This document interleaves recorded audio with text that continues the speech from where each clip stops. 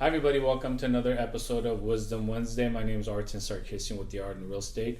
I hope everybody's staying safe and sane during this lockdown and the COVID-19 crisis. Today, I'm going to talk about a question many of you have.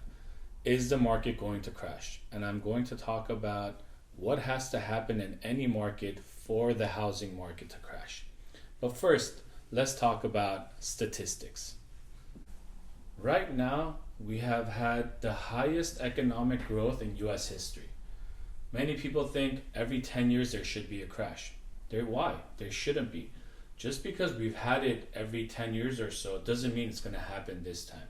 Every time it's different, and also we learn from our mistakes. Right now, we have had the highest year-to-year appreciation we've ever had. We have millennial home buying at an all-time high.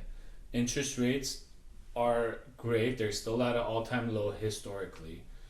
And loan applications are also at an all-time high.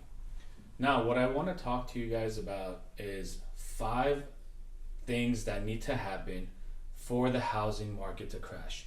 Not 1 of 5, not 2 of 5.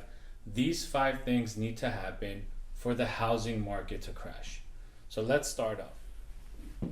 Number 1, the lockdown has to last longer than a month or two. Has to last longer for about 6 months, which will take us into September.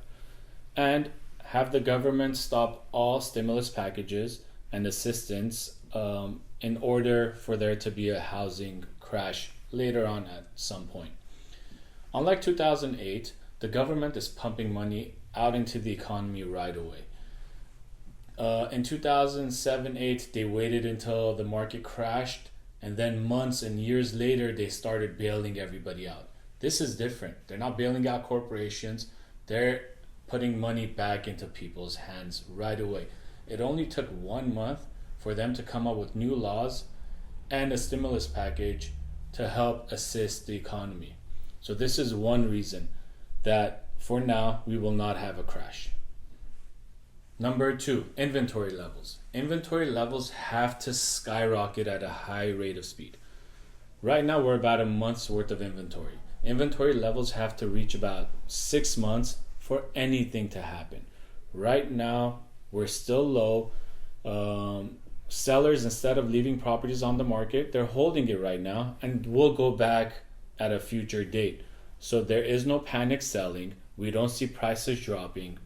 Just my own personal last 3 listings in the last 30 days, I had multiple offers on all of them, and all of them went over asking. What does that tell you? There's still a lot of people using the opportunity to buy. Now, instead of having 30 offers on the property, we had 7. But there's still 7 other people chasing that one other property. Until this inventory level does not increase, there will not be a crash. Even with the COVID-19 lockdown, they're still doing virtual showings. People are still writing offers and closing deals. Number 3, foreclosures. Unlike 2007, 2008, banks jumped in and started working with people to help them postpone payments. Again, they don't forgive payments. They're just postponing them, helping people get back on their feet, and they will get it at a future date. After the lockdown is over and you don't pay your mortgage for 90 days, then notice of default will be filed. Then the eviction process will start. Until that happens, until notice of default filings increase, we will not have a crash. Banks are holding off on filing for foreclosures because we're all in this together. They don't want your property. They don't want the market to crash. They want you to get back on your feet and pay your mortgage. So again, with that, I don't see a crash happening. Number 4, the job market. Just depends on how long it will take for people to get back on their feet and back to work. If the lockdown lasts longer than September, I would say, and the government stops with the stimulus and all the help and allows the rent increases and allows evictions to be filed, if they lift all that and allow everything to go back to normal without additional help, this can cause the housing market to crash. Also, understand we have shut down the economy on purpose. The government, the world has shut down on purpose to avoid people getting sick. This wasn't a bubble of something that burst that people didn't have control over economically. This is done for safety and the well-being. Has nothing to do with money, but has to do with let's shut everything down, get everything back in order, and everything will go back to normal sooner than later. Moving on to number 5, mortgages. Unless mortgage rates don't go over 6% and all the other things that I spoke about happen, then there will not be a housing crash. We still have historically lower rates, and we still have high applications still flooding through the banks. Until those don't happen, I still don't see a marketing crash. In conclusion, for the housing market to actually crash, we need the lockdown to last for more than 6 months.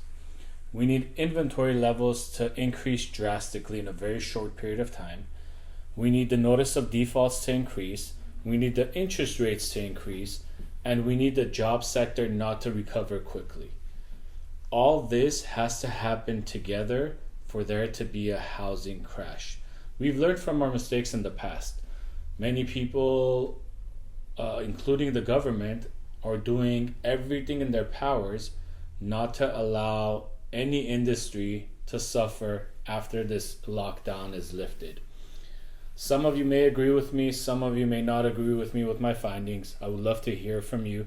Either comment below or call me at 818-437-2433.